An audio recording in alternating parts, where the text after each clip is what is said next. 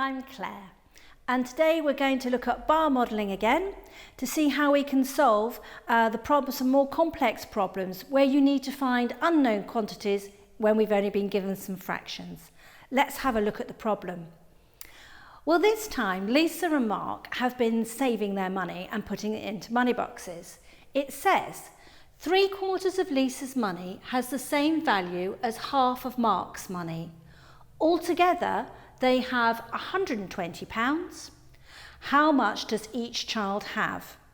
Now, it's worth practicing these questions because these are the sorts of questions that Key Stage 2, your Year 6 children can get 3 marks for.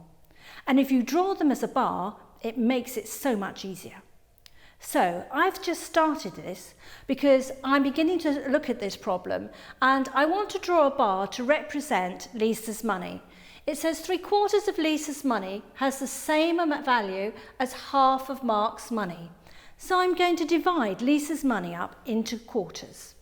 By doing that, I'm going to do that by drawing 3 lines. There we are. Now I know that Mark has the same amount as 3/4 of Lisa's money. So I've already lined my bar up to match up with 3/4 of Lisa's money. I'm going to put those quarters in so I can see where they are.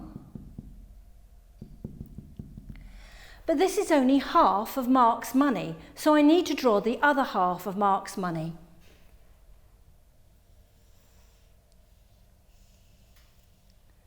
There we are, and I'm going to do the same thing. I'm going to put the same amounts in, so I'm going to divide that into quarters as well. And he'll have another 3/4 in the second half of his money. Now, looking back at the problem, it actually already tells me that both children altogether, their money is £120. So I know this adds up to 120. Right, now this is the bit I need to look at it to work out how much money does each child have. Well, I can see altogether we have got 1, 2, 3, 4, 5, 6, 7, 8, 9, 10 quarters. So I've got 10 quarters, which makes £120.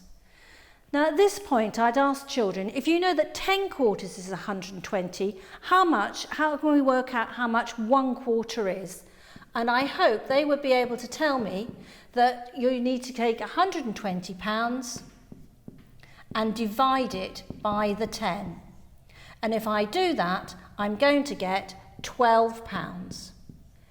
Now I know that each quarter is £12. I'm going to put that on my bar model. So I've got £12 there, £12 there. It's important to do this so that the children can see exactly how much more money Mark has than Lisa. There we are. Now, next thing to say, always say to children, go back, reread the question. Have we answered the whole question? It says at the end of the question, how much does each child have? Okay, I need to do some more maths. Okay, I need to look at Lisa. She's got 1, 2, 3, 4 lots of £12. So Lisa, let's put her here. She's got £12 multiplied by 4, which is going to be £48. Now let's look at Mark. He's got 1, 2, 3, 4, 5, 6 lots of £12.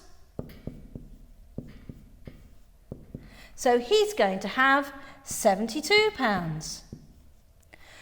Now the children have solved the problem. It's important to look back and think, let's double check we've got that right.